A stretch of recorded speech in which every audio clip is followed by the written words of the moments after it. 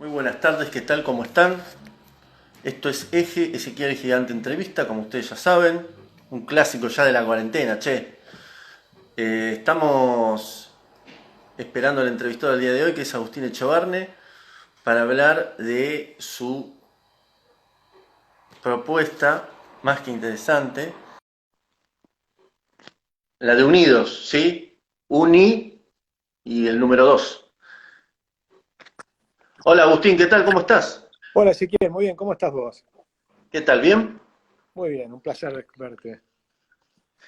Mira, Agustín, te propongo lo siguiente. Vamos a hablar, si querés, si podés, 20 minutitos de todo este desastre que es la liberación de presos, ¿sí? Por Uf, parte de estos jueces.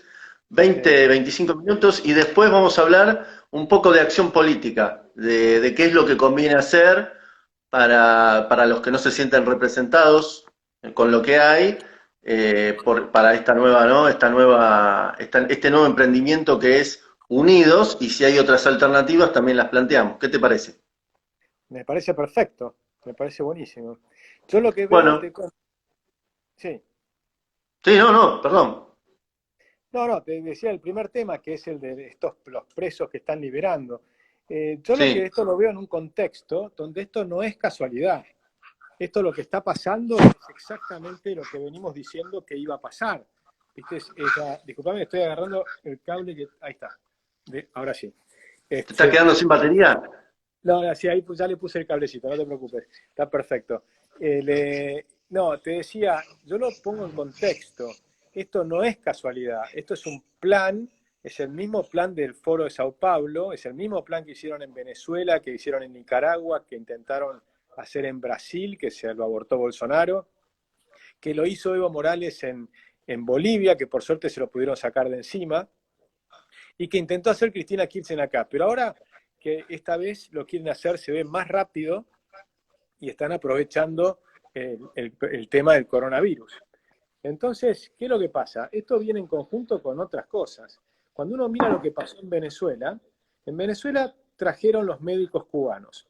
Con los médicos cubanos, hablas con los venezolanos, a mí me han contado muchos cómo funcionan, vienen el grupo del G2. El G2 es el grupo de inteligencia cubano, que son Mm, expertos en explosivos, son expertos en tortura psicológica, son expertos en disolver manifestaciones, en fake news, en una cantidad de cosas de terror, que también son, seguramente están en Chile y son parte de los que hicieron las manifestaciones en Chile y demás, ¿no?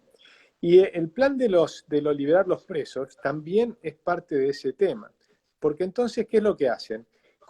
En Venezuela armaron lo que llamaban los colectivos. Y los colectivos son unos grupos de delincuentes que andan en moto y se dedican a reprimir a los que hacen manifestaciones. Entonces, eso se suma a que estamos entrando en una economía que se está desplomando por el coronavirus a un ritmo muy fuerte.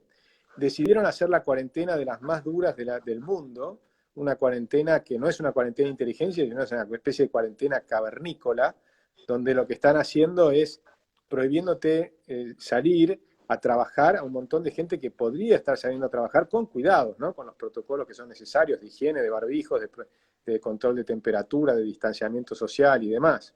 Entonces, ¿qué pasa? Van a quebrar muchísimas empresas y van a empezar a estatizarlas. De hecho, ya empezaron a estatizar empresas. Estatizaron mm, una clínica, no sé si viste hace esta misma sí. semana, y ya intervino una empresa que es la que produce los respiradores artificiales. Entonces, ellos vienen con un plan muy claro de meternos al fondo del socialismo del siglo XXI. Y eso es lo que va a estar complicado para adelante. Yo creo que todo parte de un programa que ya lo vienen pensando en el Foro de Sao Paulo hace rato y que luego en el encuentro de Puebla lo ratificaron. Anticiparon lo que iba a pasar en Chile, anticiparon lo que iba a pasar en Nicaragua y demás, como que están armando todas estas cuestiones. Cuando no ganan, no dejan gobernar al que gana. Pero cuando ganan, que es el caso de lo que ha pasado acá en Argentina, aprietan el acelerador a fondo. Ujú. Entonces, y esa creo que es la gran diferencia con, por ejemplo, como lo hizo Macri. Macri ganó y no cambió nada, hizo gradualismo. Estos no hacen Ujú. gradualismo, estos aprietan hacia a fondo, hacia donde nos quieren llevar. Nos quieren sacar del Mercosur. Ahora, finalmente están aflojando un poco, pero claramente no quieren ir a los tratados de libre comercio, hacer acuerdos con Europa, con Estados Unidos, no. Ellos quieren ir más bien al bloque de China, de Corea del Sur, de Irán, como hicieron la vez pasada con el pacto con Irán, y ese es el camino que ellos van a decidir. Entonces ahí es lo que hay que ver y después qué es lo que hacemos nosotros para tratar de evitarlo. La vez pasada lo logramos evitar, bueno, esta vez creo que va a ser más difícil, pero tenemos que hacerlo.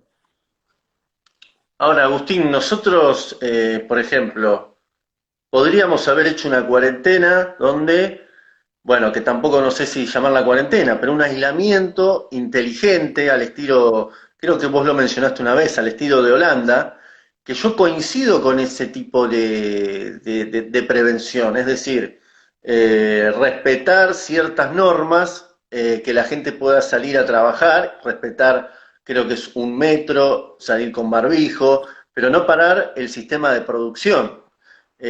Cuidar bueno, a nuestros abuelos, todo eso que nos salgan, eso sí, pero digamos que nos vamos a un extremo o al otro, ¿no? O nos aislamos totalmente y creemos que la producción cae del cielo y el dinero cae del cielo, o no le damos bola a nadie y salimos a hacer la nuestra. ¿Vos coincidirías con esto de una cuarentena inteligente, por llamarlo de alguna manera, como se aplicó en Holanda? Sí, sí, por supuesto. Yo creo, por ejemplo, un lugar donde también se hizo muy bien fue en Hong Kong o en Corea del Sur, donde ahí lo que en Hong Kong, primero que no es mandatorio la cuarentena para todo el mundo. Sí hay guías, recomendaciones, te dicen, trata de quedarte en tu casa, por supuesto sí eliminaron los encuentros multitudinarios, ¿no? Partidos de fútbol, un recital, una fiesta de casamiento de 500 personas. Esas cosas sí, evidentemente, hay que evitarlas por un tiempo. Pero sí, en cambio, te permiten que vos decidas cómo reaccionar. Entonces vos podés ir a trabajar, las empresas tienen que trabajar, que tienen que poner protocolos. Por ejemplo, amigos míos que, por supuesto, hay un montón de empresas que están abiertas, las que llaman esenciales.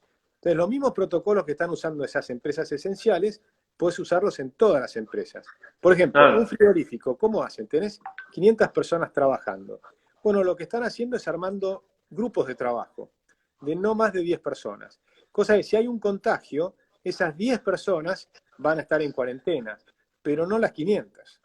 Entonces, No, para que puedan seguir trabajando, imagínate si los frigoríficos frenan, dejas de carnear, dejas de tener alimentos, las cadenas de transmisión de alimentos, los supermercados, todo eso está funcionando, con muy pocos contagios, de forma tal que se puede hacer con pocos contagios, simplemente hay que generalizarlo. Por ejemplo, hoy hay cosas que son disparatadas. Un pintor, un plomero, un tipo que te está arreglando la electricidad en un departamento que está en una terminación de obra, o las obras en general, ¿por qué no van a trabajar? Salís de tu casa en bicicleta, con el barbijo, lavándote las manos frecuentemente, haciendo todo bien, llegás a trabajar, trabajás, te volvés a tu casa, mantenés, yo no diría 1 metro, sino 2 metros de distancia con los que están alrededor, con los barbijos, si es necesario la máscara. Los empresarios tienen que controlar la temperatura todos los días, o decirle a cada obrero, cada persona, cada empleado tiene que todos los días, si salís a la calle, controlarte la temperatura para saber que si estás con temperatura te quedas en tu casa y avisás. Entonces ahí te hacen un test, hay que multiplicar los tests. Es lo que vos decís, es una cuarentena inteligente. Un aislamiento inteligente, si la gente grande, gente mayor se quiere quedar en su casa para resguardarse, perfecto. Ahora, ¿le vas a prohibir salir? ¿Le vas a prohibir salir a caminar a una persona de 70 años, por ejemplo? ¿Por qué no puede salir a caminar hoy, que era un día lindísimo, ir a la plaza con el barbijo, manteniendo la distancia con las demás personas y sale a caminar?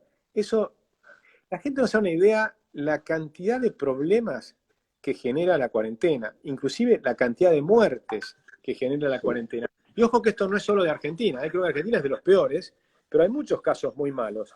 El programa alimentario mundial, que depende de la ONU, calcula que va a haber 27 millones de muertos de hambre extra en los próximos 3 meses. Esto es mucho más que si no hubiéramos hecho nada con el coronavirus, que la peor de las proyecciones, por ejemplo, de Ferguson, hablaba de 6 millones de muertos. Ahora, por hacer estas cuarentenas, vamos a tener 27 millones de muertos. Y acá voy a decir una cosa muy políticamente incorrecta, pero encima el coronavirus ataca, sobre todo, solamente es mortal para las personas o muy grandes o que ya tienen enfermedades previas. En cambio, el hambre va a atacar a un montón de chicos, niños, jóvenes y demás, con lo cual es todavía mucho más grave. Porque una cosa, yo ya tengo 57 años y me queda bastante menos. Imagínate, yo tengo que elegir entre mi hijo y yo.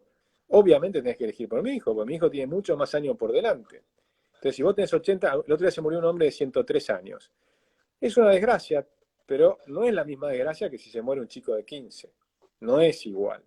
Entonces, hay que hablar las cosas como son. Por supuesto que tenés que permanentemente en la sociedad, cuando hablas de economía y hablas de seguridad y hablas de libertad, estás balanceando todas esas cuestiones.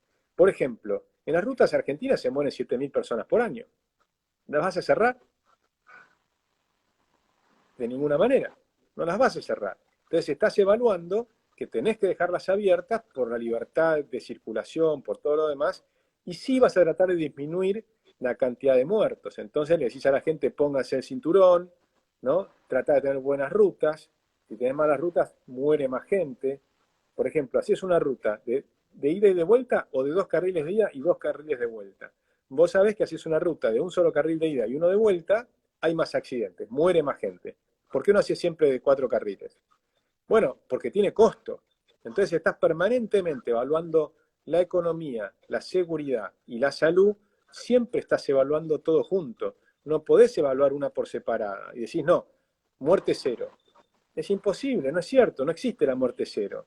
Entonces tenemos que ir viendo permanentemente todo esto con racionalidad, por supuesto con empatía, sabiendo que tenemos que tratar de reducir al mínimo los muertos. También tenés un segundo objetivo que es muy importante, que es que no colapsen los hospitales. Y luego tenés el tercer economía, el tercer objetivo, que estos 2 primeros objetivos no te arruinen la economía. Porque si te arruinan la economía, entonces viene toda otra cantidad de muertos por otros lados. Por ejemplo, en la recesión del 2008, vos sabés que murieron 500.000 personas por aumento del cáncer, y a eso sumarle el aumento del ACV, la angustia, la depresión, ¿no? Los La problemas. ansiedad, sí, toda la angustia que genera no poder hablar con nadie. Totalmente. Imagínate qué pasa en los lugares con hacinamiento. O sea, no, yo tengo un departamento lindo, estoy muy bien, me subo al techo y veo el sol y camino por la terraza en el techo, todo bien, pero ¿qué pasa cuando vos estás en un monobloc de 40 metros cuadrados con 6 personas?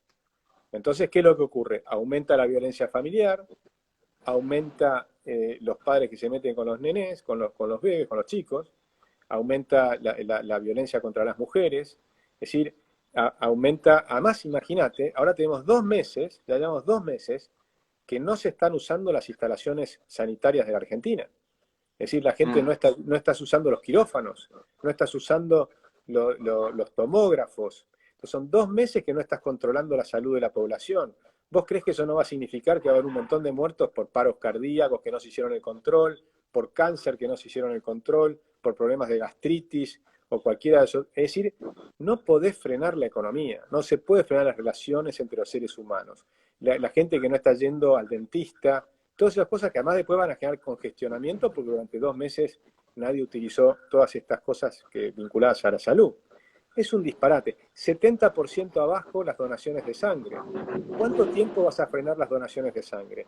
Ya se han muerto hemofílicos porque no han logrado transfusiones. Entonces, la cantidad de cosas, de problemas que genera la cuarentena es inmenso, inmenso. Y sumale a eso que ahora empiezan a fundirse miles y miles de personas. Y cuando se funden miles de personas, la angustia que le genera a él, a sus familias, a sus hijos, realmente es un disparate. Sobre todo, no es necesario. Se puede hacer bien como estabas explicando hace un ratito. Agustín, antes de pasar al tema de de la acción política para ver cómo terminamos con todo esto, vamos a la última preguntita, que es volver un poco al tema de los presos. Vos decís que como esto va a colapsar económicamente, no había manera de que no colapse, de que esto iba a ir a llevar a una crisis donde la gente iba a decir, bueno, basta, que con estos presos la liberación es generar un pequeño puñado de patrullas para que sirvan como fuerzas de choque. Más o menos eso es lo que engloba la primera parte de lo que empezamos a hablar. Eso es lo que pasó en Venezuela.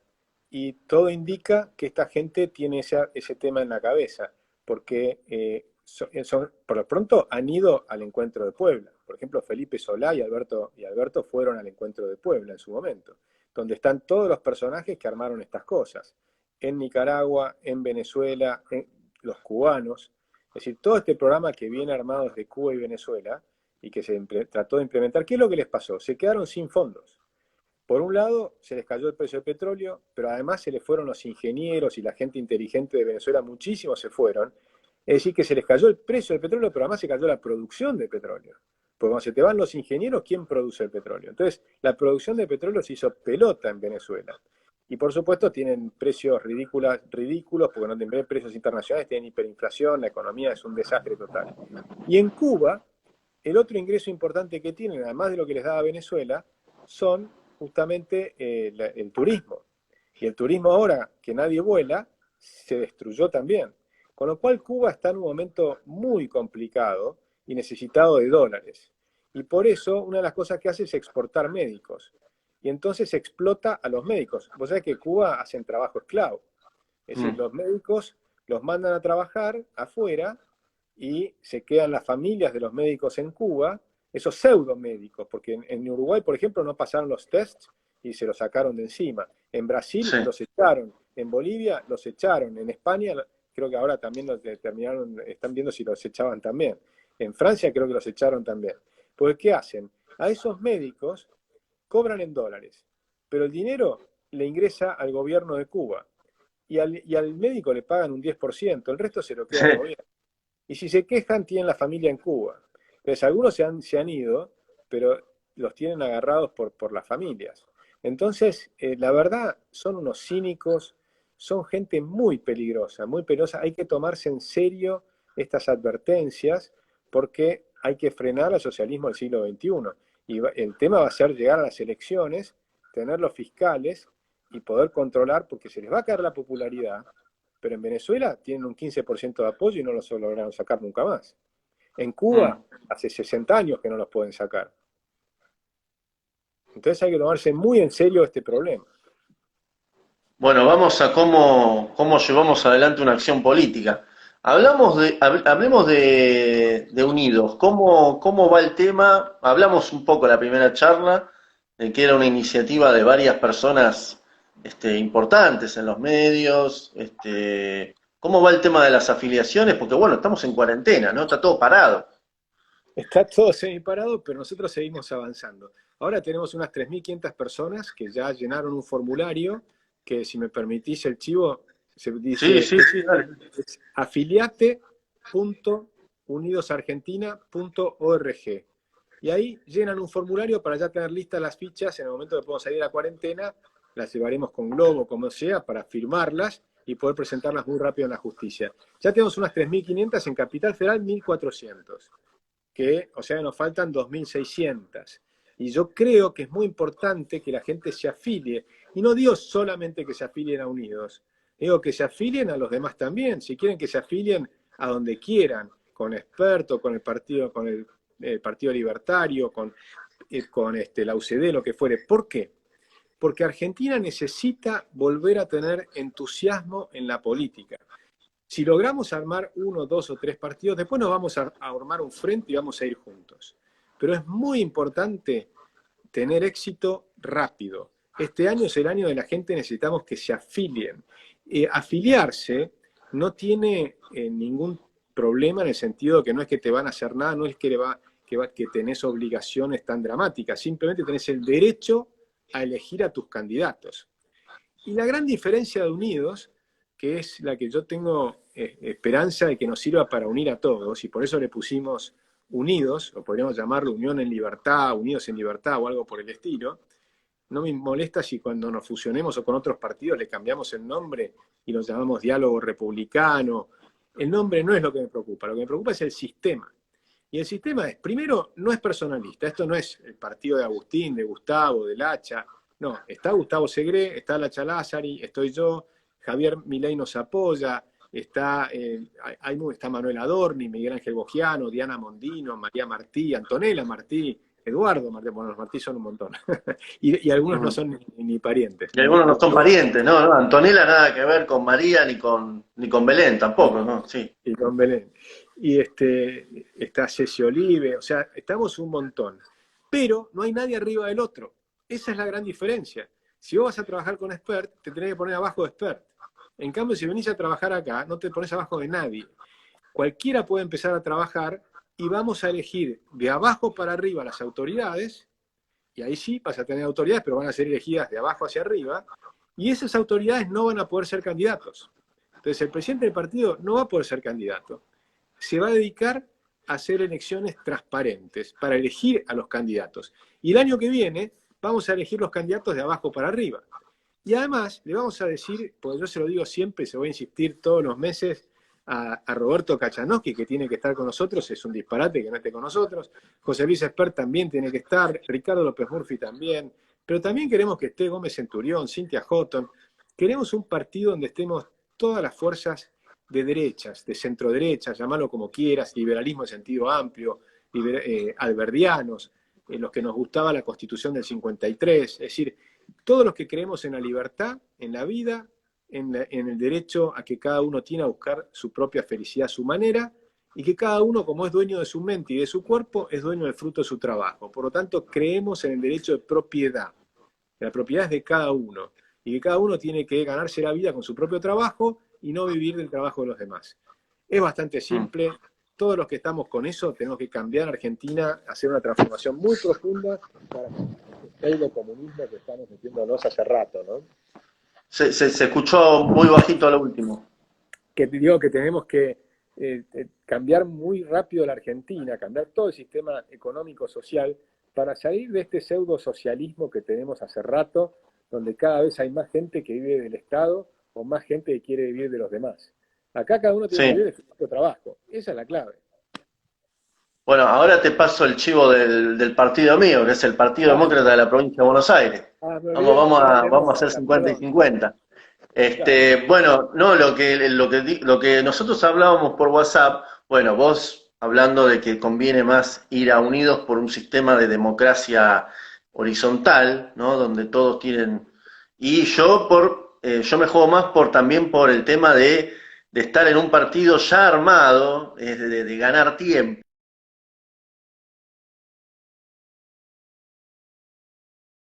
Cuando también estuve con siga escuchando. Ahí te habías quedado un poquito congelado, ya volviste. Volví. ¿En qué me quedé? Quedaste en que te preferías un partido ya armado, que suena lógico. Claro, bueno, pero no un sello muerto, como hay un montón, y vos lo sabés que le pasó a Esper con ASEF. Es un partido en funcionamiento. Vos también, Agustín, me conocés de la época de cuando yo estaba con la juventud de la UCD. Sí, claro, me acuerdo de la UCD, por eso dije la UCD, pero tenés razón que sé perfectamente que ahora estás en el Demócrata. Claro, bueno, y ahora hice lo mismo en el Partido Demócrata de la Provincia de Buenos Aires con jóvenes, de un año y medio de trabajo muy, muy grande, o sea, es un partido funcionando. Ahora, ¿Cuántos jóvenes calculás que tienen? ¿Cuántos jóvenes calculás que tienen en la provincia? No, calcular no calculo, prácticamente lo sé porque los presidí yo. Ahora, bueno, como está el tema de la cuarentena, están medio inactivos, pero van a empezar un ciclo de entrevistas, pero son entre 35, 30 jóvenes, unos más activos que otros. Lo que ocurre es que hay otros que están en, qué sé yo, en Pergamino, Bahía Blanca, como provincia de Buenos Aires es muy grande, a muchas les costaba volver y afiliarse, y a esos no los cuento. Pero yendo a lo concreto, vos decís que, en otras palabras, los partidos ya armados no utilizan un sistema democrático como el que utilizan ustedes. Claro, porque tienen listas sábanas. ¿En eso? Tienen listas sábanas. Yo me miré la carta orgánica que mandaste el otro día, y la vi, y mantienen el sistema de listas. El sistema de listas es un sistema de caudillos, donde vos tenés una persona que es el jefe de la lista y el resto va abajo. En cambio, en el sistema nuestro no hay listas. Las listas se arman con el voto de la gente, pero vos no podés ir atado a alguien que está arriba tuyo. Vos tenés que caminar la calle y juntar los votos. Entonces el incentivo está para que en vez de todo el mundo ir hacia el jefe de la lista, me acuerdo que una vez le hice una presentación a Ricardo López Murphy, y la empezaba a llamar, Miriam, venga, qué sé yo, empezaba a llamar a los que estaban con él y decían, esto es lo que me pasa a mí. Porque en uno de los slides que le mostré eran todas flechas que estaban concéntricas, todas flechas y en el medio la palabra líder. Y él decía, esto es lo que me pasa a mí, todos vienen a hablar conmigo. En nuestro partido, el incentivo está para que no vengas a hablar con las personas que están, al presidente del partido y demás, no te cambia nada. Vos tenés que salir y caminar la calle y ganar votos en tu barrio.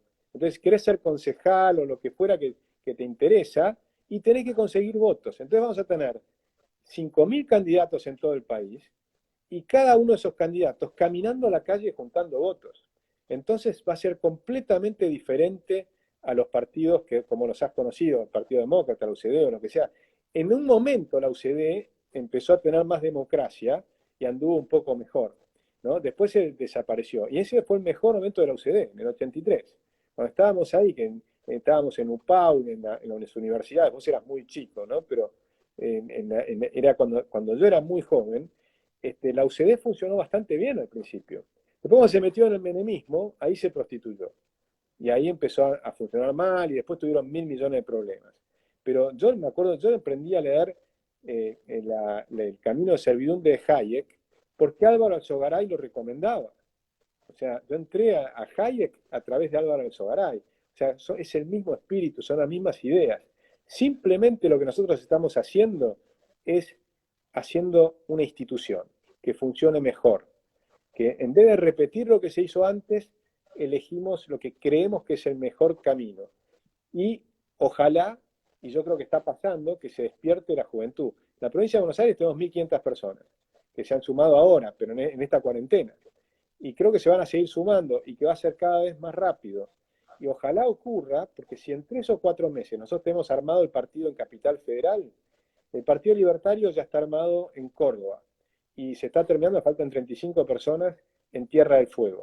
Con eso ya tendríamos, si nos fusionamos, cosa que estamos conversando, porque es probable, ellos no tienen problema en cambiar el nombre y de aceptar estas reglas de juego, entonces ya tendríamos 3 distritos. Y nos faltarían 2. Una vez que tengamos los 5 distritos, somos un partido nacional. Y ahí creo que va a haber un nuevo despertar de toda la juventud argentina que quiera cambiar el país. Y como viene una crisis muy jodida, porque esa de realidad viene una crisis muy difícil, vamos a tener que hacer cosas. Y la gente se va a tener que meter en política. Y vamos a necesitar 100.000 fiscales, porque si de nuevo no tenemos 100.000 fiscales, que de los números son muy grandes que estamos hablando, necesitamos 100.000 fiscales, porque si no nos van a robar la elección. Estos tipos nos van a robar la elección. Entonces, y lo sabemos, lo sabemos. Mira, yo lo sé de primera fuente. Nosotros armamos Ser Fiscal hace muchos años. Empecé con Soy Fiscal. Después nos fusionamos con 19 grupos y armamos Ser Fiscal. Y empezamos en La Matanza. La primera vez que controlamos La Matanza, pudimos meter 300 y pico de mesas, sobre un total de 900. Las 300 mesas que logramos meter, logramos tener 6 puntos menos del peronismo en esas mesas. Es decir, las mesas fiscalizadas, el peronismo perdía 6 puntos. ¿Te das cuenta? Imagínate eso multiplicado por todo el país. Ahora, el método, volvamos al método de Unidos, ¿no? Porque es interesante. Vamos a hacer de cuenta, vos decís que, por ejemplo, Juancito Pérez, que se anota con ustedes en diciembre del 2020 para participar y porque quiere ser presidente o candidato a lo que sea en 2021. ¿Vos decís que tiene las mismas posibilidades que cualquier otro? Sí, sí. Esa es la idea. Ahí, bueno, pero ahí es donde Agustín yo no le veo, porque a ver, ¿cuál es la posibilidad de Juancito Pérez que no tiene trayectoria, no lo conoce nadie, a un Agustín Echevarne, que no es para halagarte, pero tenés un recorrido en los medios masivos de comunicación, en televisión, de un Javier Milei, de Bueno, un... ponele que Juancito Pérez probablemente Sí, no va a pretender ser candidato a diputado nacional, porque de pronto le va a ser muy difícil competir con un José Luis Experto, con un Javier Milei. Pero Juancito Pérez de pronto es un tipo que es conocido en su pueblo y camina a la calle y él busca ser candidato a concejal. Y capaz que entra como candidato a concejal. Y dentro de unos años empieza a ser conocido y de pronto llega algún día a diputado. Pero también puede pasar que viene una persona que es mucho más conocido que Agustín Echevarne. Es decir, de pronto se viene a la política Oscar Ruggeri. Y Oscar Ruggeri de pronto me mata en una elección. Y Oscar Ruggeri resulta que lo que está diciendo yo lo escucho hablar y todo lo que dice me parece muy razonable. Y después lo que puedo hacer es, si gana él la elección, yo lo único que espero es que sea suficientemente lógico como decir, mira, el que tiene las ideas pensadas y ha escrito 4 libros con propuestas y qué sé yo, es Agustín, me llama y lo asesoro, no hay ningún problema. Nosotros queremos candidatos que ganen elecciones, pero que tengan los principios muy claros. Y después tienen que saber asesorarse, por supuesto, si es que no son expertos. Nadie es experto en todos los temas, por lo tanto todo el mundo necesita asesores, ¿no? Y asesores que además lo hacemos gratuito. Libertad y Progreso, nosotros les llevamos gratis al Cambiemos cientos de propuestas, simplemente porque tenemos una estructura de trabajo con 15 personas, con gente que nos financia, tenemos como que más de 300 personas más, ahora son 600 personas que nos ponen plata todos los meses para poder pagar los 15 sueldos. Ponen poquita plata, pero son 600. Algunos ponen un poquito más. Y con eso trabajamos. Hace 15 años que venimos elaborando propuestas. Tenemos programas de salud, de justicia, de educación, de seguridad. Es decir, no somos improvisamos, no empezamos ayer. Pero si viene una persona que tiene la capacidad de comunicación, de transmitirle a la gente, de empatía con la gente, muchachos, pongamos a laburar. O sea, pongamos el país en marcha. Basta de vivir de lo ajeno. Empecemos a vivir de nuestro laburo. Eso sí, te voy a poner una moneda sana para que no te roben con la inflación, te voy a bajar los impuestos para que lo que ganes sea tuyo y no que el Estado te saque la mitad, como pasa ahora. Te voy a permitir que hagas cosas y no que tengas miles y miles de regulaciones. Por ejemplo, ahora hacía falta alcohol en gel. Y de pronto le permitieron a las farmacias hacer alcohol en gel. ¿Por qué no se lo permitieron siempre? ¿Sí? ¿Por qué tenés siempre esas miles de regulaciones? Que para poder producir algo necesitas 300 permisos. Nacha Lázari, sí. hicimos un video con él buenísimo. Para cruzar la Nosotros, General Paz necesita más permisos que la Unión Soviética, mano. exactamente, hicimos un video que si no lo han visto, les digo a los que están escuchando, pueden verlo, se llama La Odisea de la Bondiola. O sea, llevar una bondiola de Capital Federal, de Mataderos a San Isidro, necesitas 21 permisos para llevar una bondiola de Mataderos a San Isidro. Es un absurdo. Entonces, si liberamos a la Argentina, bajamos los impuestos, ponemos una moneda sana, la gente va a empezar a trabajar. Argentina con la Constitución. Hoy es el Día de la Constitución. Feliz día, entre paréntesis. Feliz ¿No? día, feliz día. Feliz día a todos los alberdianos. A todos los alberdianos. Feliz día del trabajo y feliz día de la Constitución. Los trabajadores con la Constitución de Alberdi tendrían un nivel de ingresos superior al de Europa, como tenían antes. Es decir, que un trabajador promedio argentino, un empleado promedio argentino, debiera ganar hoy $45.000. Y eso es lo que tendríamos anuales, ¿no? $45.000 anuales. Casi $4.000 por mes, para que se den una idea, ¿no? Estamos hablando de casi 400.000 pesos por mes. Ponele 300.000 pesos por mes, eso debiera ser lo que ganaría en una Argentina liberal cualquier trabajador que se rompa el traste. Eso es lo que nosotros ofrecemos. Un país distinto, con capacidad de ganar plata, de producir con alta productividad y por lo tanto pues tener altos salarios. Eso sí, todo el mundo tiene que laburar. No puedes pagarle a 22 millones de tipos que no laburan. No, a ver, yo quería hablar más que nada de esto y la otra vez se terminó cortando justo en el momento donde nosotros decíamos, ¿te acordás, Agustín, cuando fuimos a Rosario con el tema de la Fundación Libertad? O sea, ¿cuánto hace que veníamos? Como 10 años, yo creo que los Sí. liberales vienen con el tema del Partido Nuevo y es normal que haya cierta escepticismo, ¿no? Es normal que haya cierto, porque todos pasamos por esa parte.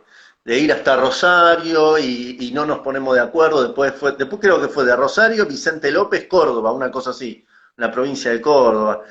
Unos optaron por ir a la UCD, que fui yo, otros optaron por el PL, otros optaron. Además me hiciste de chofer, me acuerdo, diciendo, así que ahí fui de Sí, copiloto. sí, pero es verdad, con Maslatón.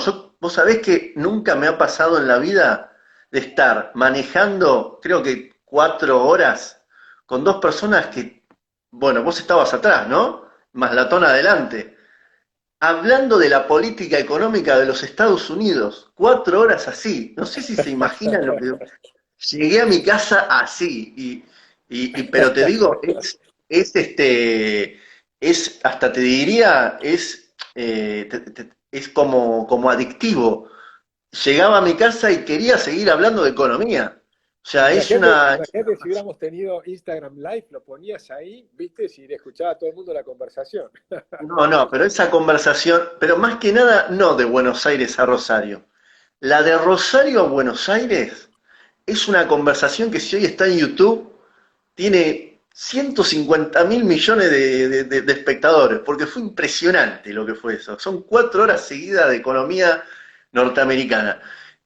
Bueno, eso, ¿no? Volviendo a lo que te estaba diciendo, todos queremos lo mejor. El tema es que ya estamos un poco cansados de todo lo que sea juntar fichas. Por eso yo opté por ir a lo seguro y es un partido armado. En su momento fue la UCD Capital Federal y ahora es el Partido Demócrata de la provincia. Pero obviamente todo lo que sea colaborar para con un partido que lleva mis ideas, que quiere tomar vuelo, más que contento si le llega a ir bien y el día de mañana una eventual alianza, yo voy a estar ahí para apoyar, no Sí, tengan no tengo dudas. ninguna, Ezequiel, yo no tengo ninguna duda que vas a estar adentro de Unidos, así que no te preocupes. Pero ¿sabes por No, pero qué? ¿sabes qué Porque pasa, yo Agustín? ¿Sabes qué entiendo, pasa? No, pero entiendo, los liberales a mí no me quieren.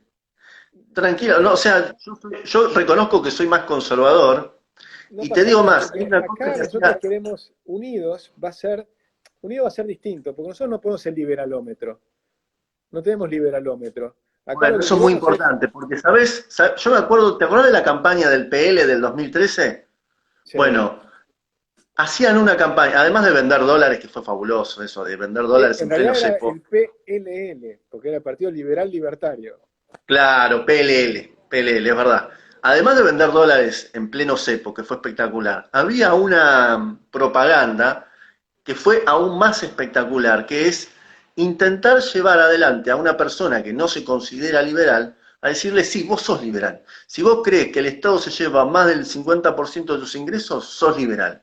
Es decir, Exactamente. intentar convencerte que sos liberal. Yo lo que creo es que desde el 2013 para acá hay como una especie de, no, vos no sos liberal, quédate ahí.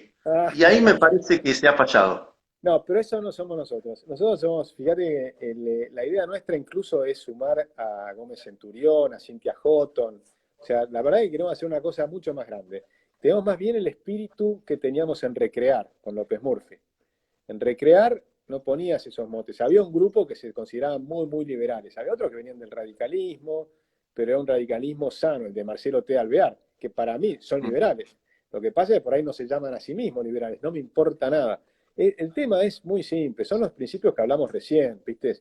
Y es sentido común, es decir, ya la Argentina no da más, la Argentina no puede pagar 22 millones de cheques, ¿viste? No. Para que laburen 8 millones de personas en el sector privado. No va más. Entonces simplemente es las cosas sensatas, no va más que sueltes a los presos, ¿viste? Que esté la puerta giratoria, o sea, cosas muy sensatas. Por supuesto, los presos, yo estoy de acuerdo que no tienen que estar hacinados, y que tienen que estar en cárceles bien construidas, o sea, hay que hacer las cosas bien, pero no, eso no significa que podés estar largándolos a la calle, ¿viste? Y los presos, fíjate que Alberti la tenía muy clara. Alberti era Era un un adelantado progresista, total. era un genio. El tipo era progresista. Alberti decía, la cárcel no es para castigo, es para seguridad. ¿Sí? Entonces no es para castigo, no es que estás castigando a los presos. Simplemente no han sabido convivir en la comunidad y los tenés que sacar del medio porque son violadores, asesinos o lo que sea, y por seguridad de la población. Pero del mismo modo, tienen que estar en cárceles donde puedan trabajar. A mí el modelo que me gusta es donde trabajan las cárceles y ganan un sueldo. El sueldo que ganan, un tercio es para pagar la cárcel, ¿no? Otro tercio es para, por ejemplo, para mandarlo a sus familias, y el otro tercio lo tienen que ahorrar en moneda dura, porque yo quiero tener moneda sana en Argentina. Entonces ahorran para que el día que salgan a la calle tienen un ahorro. Que no tienen que saber. Si salen a la calle sin ningún ahorro y no consiguen laburo, ¿qué hacen? Salen a robar rápidamente de nuevamente. Eso no te sirve. Mm. Hay que armar todo un sistema de reinserción en la sociedad una vez que cumplen su condena. Es decir, nosotros tenemos propuestas para cada uno de estos temas. Y son todos temas, te aseguro que si se sacan las telarañas ideológicas, son sentido común. Lo que pasa es que el sentido común está prostituido en Argentina por el adoctrinamiento en las escuelas, que es otro tema enorme que algún día podríamos hacer una charla entera sobre educación. El adoctrinamiento es nefasto, porque en vez de estar desarrollando las habilidades mentales, aprendiendo a pensar, aprendiendo matemáticas, ciencia, aprendiendo al desarrollo de todo, desde el físico hasta el espiritual, ¿no? Es decir, educar es lograr superarte a vos mismo y imitar a los mejores. Acá no, acá critican a los mejores, insultan a los que están andando bien, le generan la pedagogía del oprimido, que la gente se sienta oprimida, que los chicos se sientan oprimidos, y que el culpable entonces es el capitalismo, los ogros neoliberales que nos comemos a los bebés a la mañana, no sé, todas estas estupideces, y entonces con esa bronca que le genera el sentirse oprimido, después salen a la lucha de clases, o salen a la lucha de las mujeres contra los hombres, o salen a la lucha contra los no sé qué. Permanentemente el Mm. conflicto, la lucha, todas las cosas negativas. Educar es exactamente lo contrario de todo eso. Es multiplicar las oportunidades, es en desarrollar tus posibilidades que tienes para el futuro, aprender idiomas, aprender programación, saber que con tu celular podés ganarte la vida. Con tu celular puedes aprender a programar, a hacer aplicaciones y venderlas a Estados Unidos, a Europa, a cualquier lado. Si aprendes idiomas, además está todo en el celular. Con el celular puedes aprender, tenés los cursos de economía, de Harvard, de MIT, de las mejores universidades del mundo, gratis. En Coursera tenés lo que quieras gratis. Puedes aprender física, lo que sea, idiomas. En Duolingo puedes aprender idiomas gratis hablando media hora por día con algún americano que quiera aprender español y van aprendiendo las dos partes y divirtiéndote. Los chicos de 4 años en 3 años aprendieron a hablar bien inglés. Y gratis, gratis. No es gratis, porque no hay nada gratis, pero tenés el servicio en internet que te hace la Mm. conexión. Una vez que tenés la conexión, el resto es gratis. Bueno, Agustín, a ver, si querés te hago la lista de... Porque yo estoy haciendo al final de cada programa la lista, por ejemplo, la lista de Agustín Laje, la lista de Agustín Echevarne, la lista de determinada persona. Yo te nombro una personalidad famosa, vivir en no más de 2 palabras. Uf, dale. ¿Estuviste viendo las últimas? Claro, vos tenés que poner, No, tenés que seguirme por Instagram y después y poner a Ezequiel Gigante Entrevista en YouTube, ahí están todas las entrevistas. Muy dale, divertido. ¿Sabés qué? dale. Tenés que definir a una persona tan compleja en 2 palabras, te reís tanto. Bueno, arrancamos. Sí. Recordá no más de 2 palabras, ¿eh? 2 palabras, es dificilísimo eso. Ahí Dale. va. Juan Domingo Perón. El gran corruptor. Gran corruptor. Gran Le corruptor. sacamos. Ayn Rand. Eh, Ayn Podés Rand. pensar, mirá que faltan 10 minutos para que termine el vivo. Sí, Ayn Rand es una gran filósofa liberal. Eh, Ayn Rand, pensadora de la libertad. Pensadora liberal. Porque la trampa es no dar más de 2 palabras. Sí, pensadora liberal, dale. Acá viene una muy pesada, que se llama Cristina Elizabeth Fernández de Kirchner. En solo 2 palabras, porque tengo tanto para decirle. Después te digo la que dijo Esper, que para mí es la mejor definición, pero primero quiero que... Dale. Gran corrupta. Bueno, la de Esper yo creo que encierra lo mejor en dos palabras. Lo peor, dijo. Lo Lo peor. peor. Sí, Domingo Faustino Sarmiento. lo mejor. Es lo mejor. Sarmiento te diría em,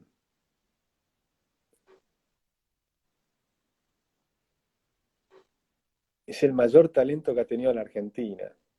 Te diría un Junto con top 10. Alberti, digamos. Sí, sí, es más potente. Alberdi es la potencia intelectual.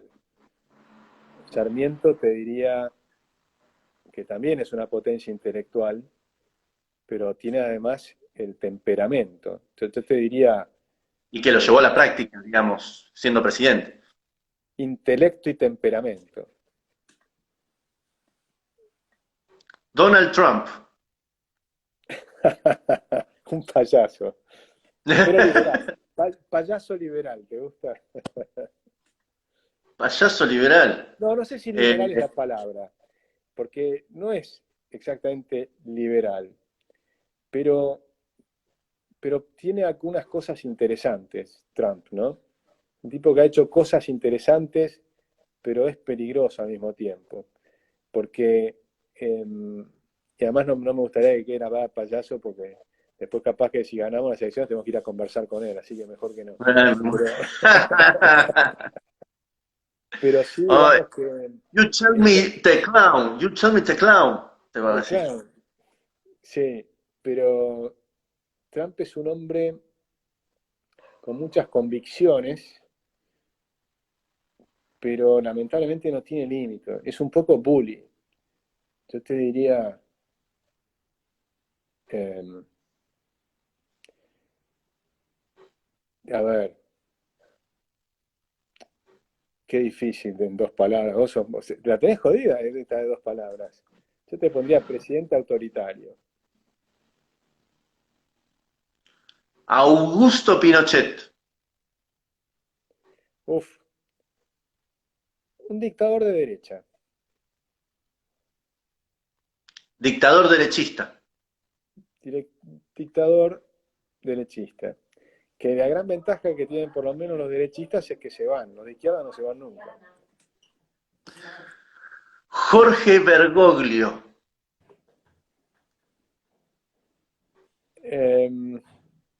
Papa peronista.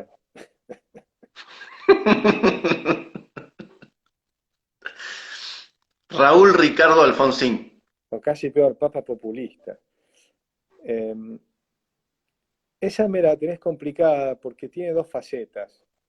A mí, don Raúl Alfonsín, en el 83, eh, recitaba Alberdi, recitaba el preámbulo de Alberdi, pero después no dejó en hiperinflación. Yo te diría que fue el peor expresidente. O sea, fue un mal presidente, fue peor expresidente. Don Juan Manuel de Rosas.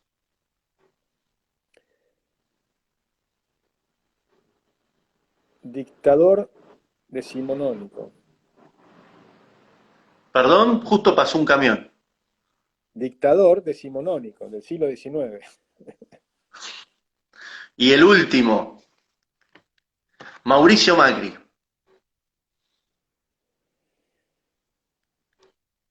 Un flan.